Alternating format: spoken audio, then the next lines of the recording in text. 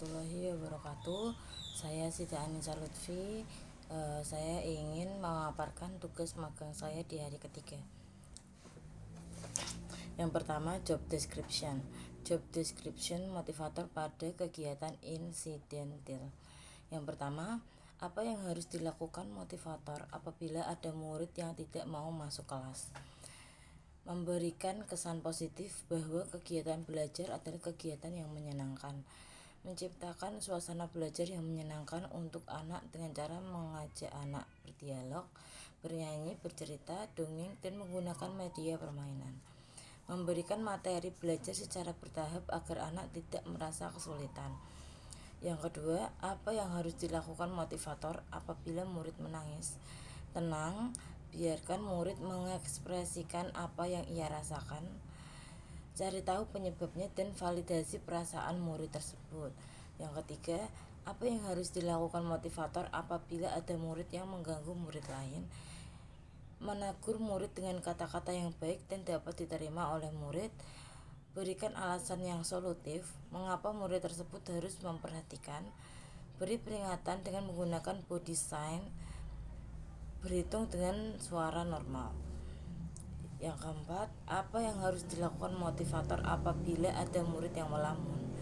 Mencoba memahami alasan murid melamun, memberikan motivasi kepada murid, memberikan reward setiap pencapaiannya. Selanjutnya, apa saja tugas yang harus dilakukan motivator secara periodik setiap minggu?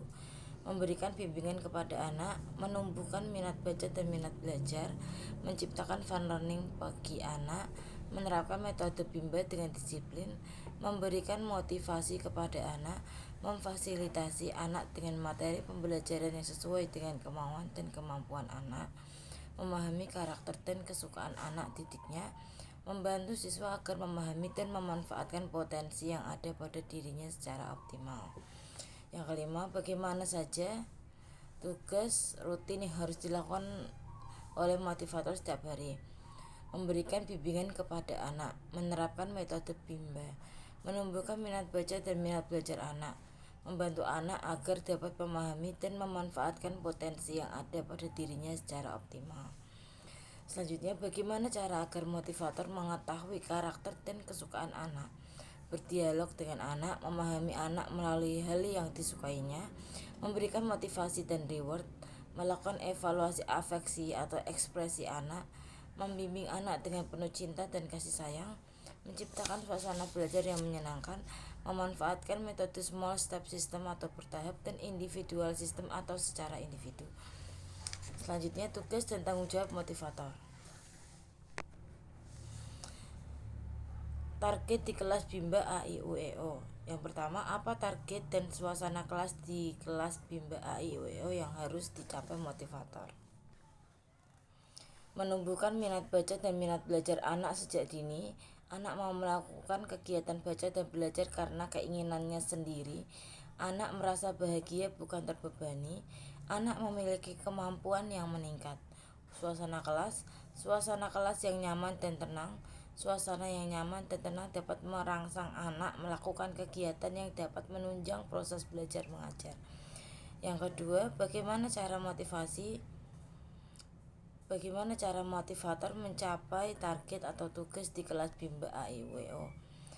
Memberikan bimbingan kepada anak, memberikan reward, memberikan materi pembelajaran yang sesuai dengan kemauan dan kemampuan anak masing-masing, memahami karakter dan kesukaan anak, menciptakan hubungan yang serasi dalam interaksi belajar mengajar di kelas, menunjukkan semangat dalam mengajar, murah senyum, mampu mengendalikan emosi.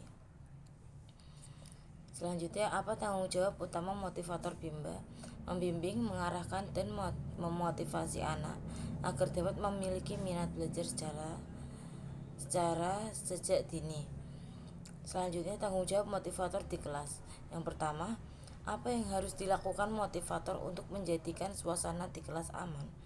Menyampaikan aturan yang tegas namun penuh empati. Meredam suasana menjadi lebih tenang. Menghindari bentakan atau meninggikan suara. Berkomunikasi dengan tenang dan emosi stabil. Yang kedua, Apa yang harus dilakukan motivator untuk menjadikan suasana kelas nyaman? Menerapkan metode fun learning, small step system, dan menciptakan lingkungan belajar yang kondusif. Nomor 3, apa saja yang harus dilakukan motivator dalam mengasihi dan menyayangi murid? Mengenali karakter, kesukaan, dan kemampuan anak, membimbing anak dengan penuh cinta dan kasih sayang, memberikan reward, melakukan pendekatan sesuai dengan karakter dan kesukaan anak. Yang keempat, apa yang harus dilakukan motivator untuk menjadikan kegiatan bermain sambil belajar menyenangkan? Menerapkan fair learning, small step system, dan individual system. Yang kelima, apa saja yang harus dilakukan motivator untuk memastikan anak melakukan kegiatan yang berhubungan dengan minat belajar? Memfasilitasi anak bermain sambil belajar, menciptakan suasana belajar yang menyenangkan, memvariasikan kegiatan belajar, membiarkan anak bermain sambil belajar, memfokuskan minat belajar. Yang keenam, apa yang harus dilakukan motivator untuk memastikan anak melakukan kegiatan sesuai dengan tahapan perkembangannya? Yang pertama, memanfaatkan fair learning, small step system, dan individual system. Memanfaatkan permainan edukasi, memberikan motivasi dan reward, membimbing anak secara bertahap. Sekian jawaban dari tugas magang di luar kelas hari ketiga. Wassalamualaikum warahmatullahi wabarakatuh.